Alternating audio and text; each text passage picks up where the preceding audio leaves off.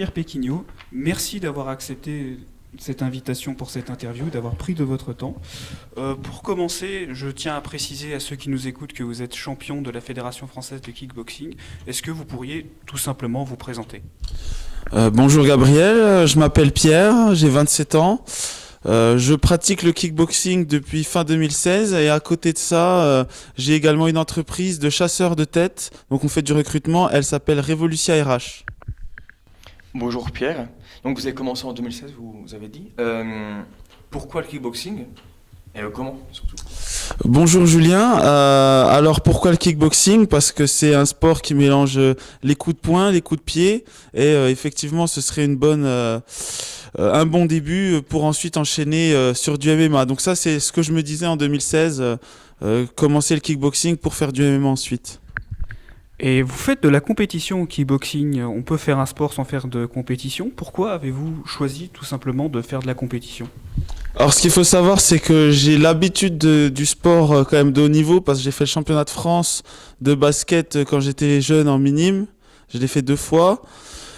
Et en fait ce qui s'est passé c'est que c'est mon coach tout simplement qui m'a repéré. Parce que moi j'étais en loisir, j'avais pas l'intention de combattre.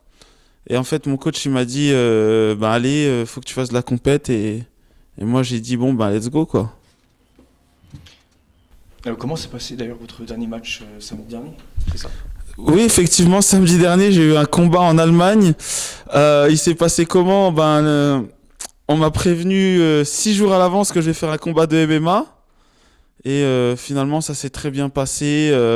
Il y avait plus de 1000 personnes et puis j'ai fait un KO technique assez spectaculaire pendant 30 secondes où je me suis acharné sur mon adversaire et ensuite l'arbitre a été forcé d'arrêter le combat.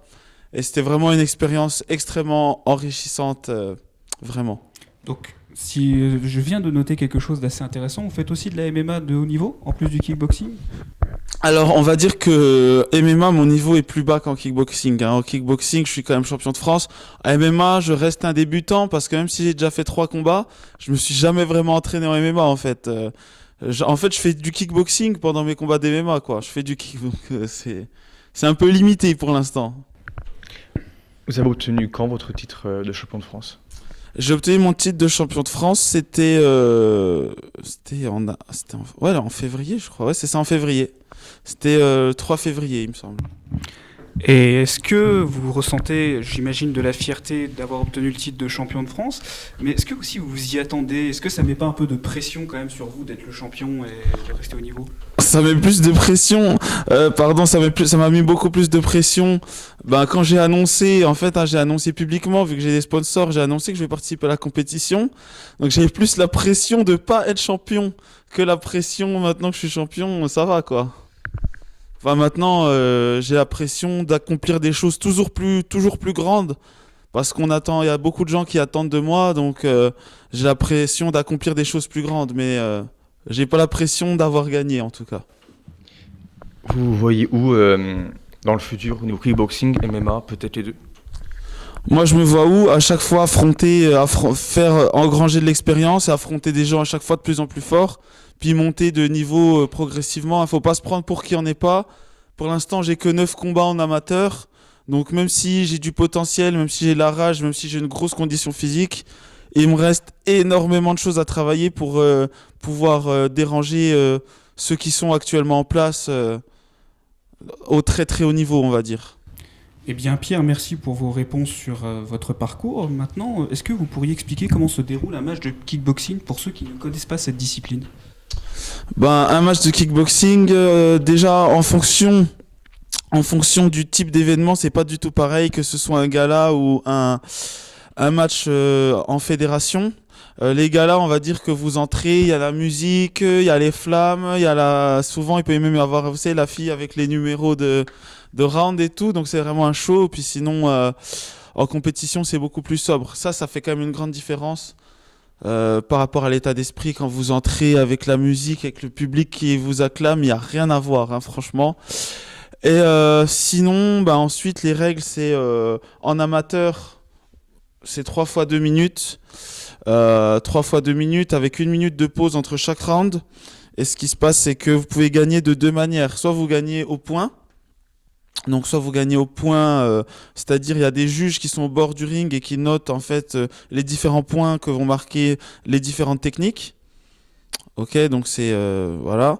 Et sinon, ben la manière la plus spectaculaire de gagner, c'est par arrêt de l'arbitre. Donc ça peut être soit un KO, genre la personne est totalement inconsciente. KO technique, ça peut être plusieurs manières, c'est-à-dire elle peut être KO debout, donc en fait l'arbitre arrête le combat pour protéger la personne, ou sinon ça peut même être un abandon du coin, donc l'expression jeter l'éponge, ça vient de là, en fait on va jeter la serviette pour abandonner, ou même sur blessure, etc. Donc voilà les manières de gagner un combat. Que pensez-vous du kickboxing en France, au niveau du nombre d'athlètes peut-être, de compétition? On est un des pays les plus forts mondialement dans le kickboxing. Donc par conséquent, en étant champion de France, on peut dire que vous êtes l'un des plus forts. Mais du coup, pourquoi aimez-vous le kickboxing? Est-ce que vous spécialement? Pourquoi est-ce que j'aime le kickboxing? Bah, c'est les sensations, hein. Déjà, j'aime bien les entraînements, même si des fois, je suis un peu traumatisé par les entraînements. Même si des fois, les entraînements, ils me traumatisent, mais en vrai, j'aime bien déjà les entraînements. Ça me passe, en fait, je pense à rien quand je m'entraîne, je pense que à l'entraînement. C'est vraiment ultra dynamique comme sport. Puis j'aime bien aussi les sparring, les oppositions. Et puis j'adore les combats en fait. J'ai l'impression de vivre et je ressens des sensations, mais c'est indescriptible. C'est trop puissant quoi. Vous nous avez dit précédemment que vous avez participé à un combat en Allemagne, c'est ça? C'est ça. Vous pensez vous lancer dans l'international pour l'instant? J'aime bien le circuit allemand. J'adore les circuits allemands. On arrive, il n'y a pas besoin de papier, il n'y a pas besoin de cela. Même j'ai déjà affronté des gens qui font plus de 35 kilos d'écart avec moi. En Allemagne, il n'y a pas de casque, il n'y a pas de protège tibia. C'est des vrais combats, hein. En France, on nous protège beaucoup trop, je trouve. C'est assez intéressant votre point de vue sur la sécurité. Et justement, je me permets d'enchaîner là-dessus.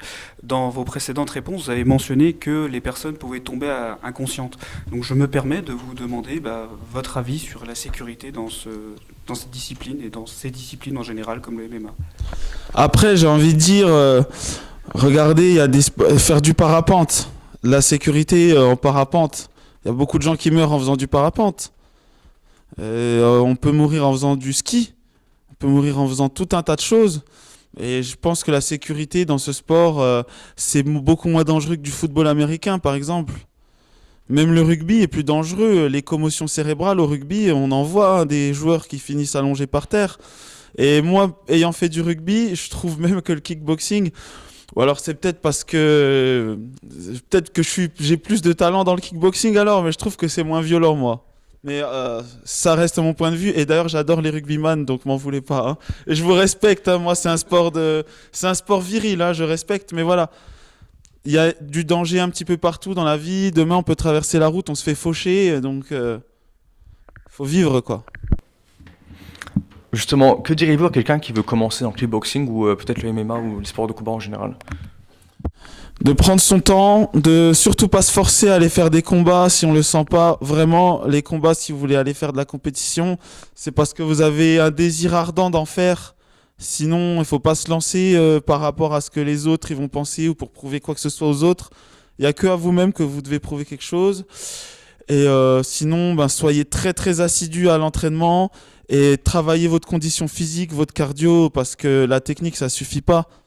Travailler la condition physique parce qu'au bout de 30 secondes, dans un combat, il n'y a plus de technique. Vous êtes cuit, c'est celui qui a le plus de cardio, c'est celui qui a le plus envie qui gagne. En parlant de combat, est-ce que, Pierre, avez-vous la date de votre prochain combat? Non, j'ai pas de date pour l'instant, j'aurais bien aimé vous annoncer, mais pour suivre mon actualité, venez sur mon Instagram. Je suis super actif sur Instagram, vous pouvez taper Pierre Péquignot ou Pierre Le Lion.